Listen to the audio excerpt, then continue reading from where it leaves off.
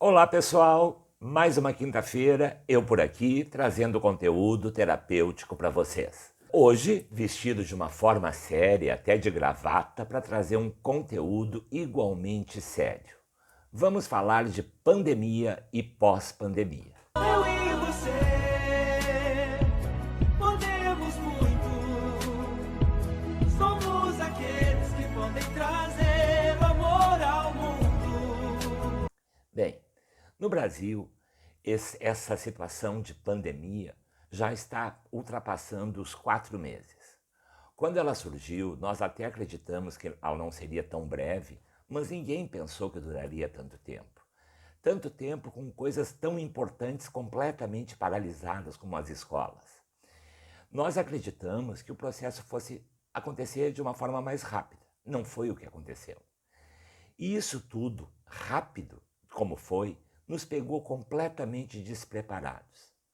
A minha experiência pessoal, no dia 18 de março, eu fiz o último atendimento presencial no consultório de Caxias do Sul. Do dia 19 em diante, eu não consegui mais agendar pessoas.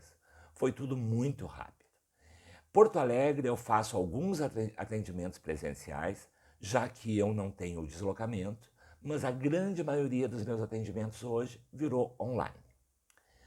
Então, essa surpresa, esse estranhamento todo, gerou muitas dificuldades.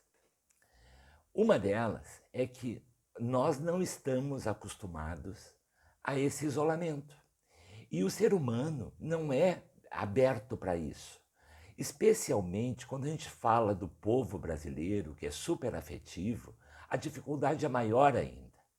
E juntou essa situação de isolamento com toda uma realidade de medo que, inclusive, a mídia sensacionalista impôs com muita frequência. E lá onde surgiu a pandemia, lá na China, eles têm uma outra proposta cultural a nível de afetividade. Para eles, talvez seja mais fácil. Eu tive a oportunidade de ir à China 3 vezes e realmente eles se comportam completamente diferente de nós. Aliás, quando eu fui pela primeira vez, o que mais me recomendaram é que eu não poderia me comportar como eu me comporto no Brasil, porque sabem como eu sou com as pessoas. Super próximo, esse é o meu jeito. Então, para nós, foi uma coisa muito difícil. Essa união de medo e isolamento está gerando uma doença muito, talvez até pior do que o próprio coronavírus, com o mesmo risco fatal do coronavírus. Por exemplo, está aumentando drasticamente o número de síndrome do pânico, aumentando muito a situação de ansiedade, a situação de depressão, que levam a processos que hoje já existem pesquisas, que aumentou barbaramente o consumo de álcool, que aumentou o número de suicídios, que aumentou o número de brigas domésticas, justificando inclusive uma mudança a nível de legislação no Brasil para este ponto. Separações. Então, nós não estávamos preparados para uma situação dessa. O que mais se escuta, jamais pensei, nunca pensei nisso. Pois bem, aconteceu e nós estamos no meio deste processo. Todos sofrendo, passamos por momentos distintos. No começo ficamos perplexos. Na verdade, hoje já existe uma aceitação um pouco maior. E eu até questiono como vai ser este retorno depois dessa aceitação, porque, claro, o que nós não gostamos é da situação do não pode, mas que é bom poder ficar em casa, trabalhar home office, nós não temos dúvida. Então, assim, não tivemos tempo de preparo. Para a pandemia, nos pegou de surpresa. Mas e agora? Como nós vamos agir para o processo pós-pandemia? Agora nós temos tempo. Agora nós podemos mudar os nossos pensamentos.